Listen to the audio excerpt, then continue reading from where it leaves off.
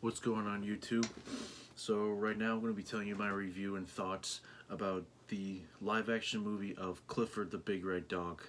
And I grew up watching the animated Clifford the Big Red Dog show, and I also watching I think it only made one animated movie, but other than that I think that's it. But I also read the books, the kids books by Scholastic. Clifford was one of my favorite things growing up as a kid, and when I saw that they were making this movie, I thought, okay, this actually sounds interesting and a cool family enjoyable movie.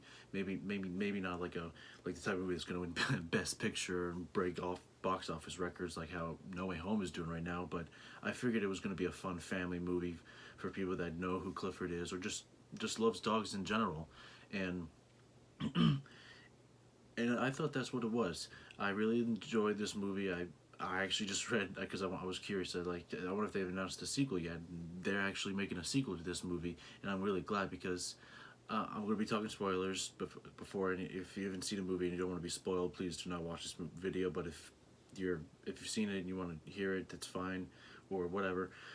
Like I said, I'm talking spoilers. I will say, like I said, I hope in the sequel they show that Clifford can talk, because he talks in the books and he talks in the animated show, and I was a little disappointed about the movie that we don't see him necessarily talk and voiced by an actual voice actor. I mean, I'm not expecting him to talk, and Emily Elizabeth is able to understand him as well as the other human characters. I just want to see him talk as well as meeting T-Bone. T-Bone actually was in the movie. Actually, he was that pug. I was like, hey, T-Bone, but they didn't have Cleo in it. So hopefully they can have Cleo in the movie, in the sequel, whenever they make it. Excuse me. And I thought the CGI was actually done pretty well done on Clifford himself. I wasn't so sure because I noticed that in like the first trailer it didn't look the greatest at first, it was probably still in post production. And after watching this movie, the CGI did look a little bit better.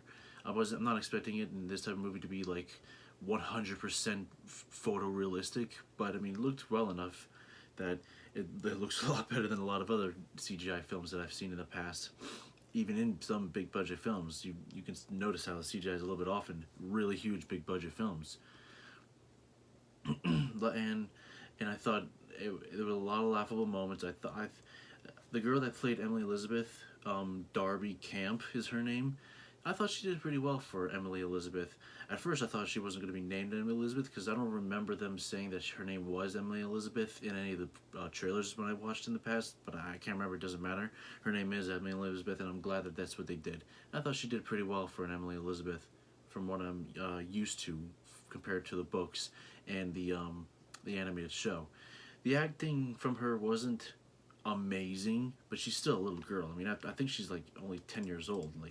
Like I think she did okay. Yeah, like the acting wasn't 100%, but she did better than what I would have. Like yeah, she's only 14 years old actually, and I thought she did a really good. I mean Elizabeth.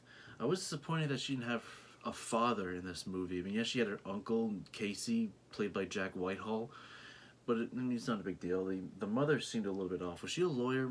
I couldn't really tell what she was, or I don't really remember right now. But it doesn't really matter. I I really liked how there were a lot of adorable moments in the movie with Clifford, like when he just said, "Oh, I did that a lot," and I like it. A lot of moments where if you love dogs and you have a dog yourself, like me, you just be like, "Oh," because there were a lot of adorable moments, especially when they made the dog noises and the puppy noises, and it was sad when Clifford's mom and brothers and sisters got taken away in the beginning. I hope we see them again in the sequel when they make it. Um, I also thought Bridwell was. I thought his name was supposed to be Birdwell. I mean, I don't know what's going on there. And I guess it doesn't matter.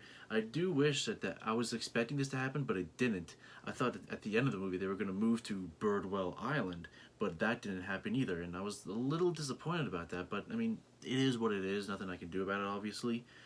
I did like how in the ending when they were showing a little bit of the credits and what happened, like after the events of when Clifford doesn't belong to that corporation that Casey started his business, and it looked like he it looked like his business was called Scholastic, which is the company that made the Clifford books and all that.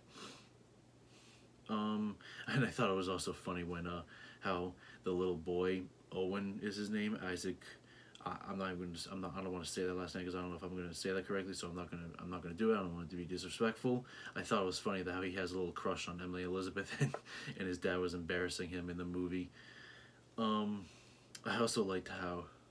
Excuse me, my ears are popping a little bit. How in the scene when they're in the house and Clifford accidentally puts T-Bone in his mouth. He's like, but T-Bone didn't really care. And I also thought it was funny when Casey was looking at the pricing of the home he was staying in that night, and he's like, does I wonder if Owen's dad has a sister? And T-Bone was like, rough, and he like barked like, you are not getting anybody.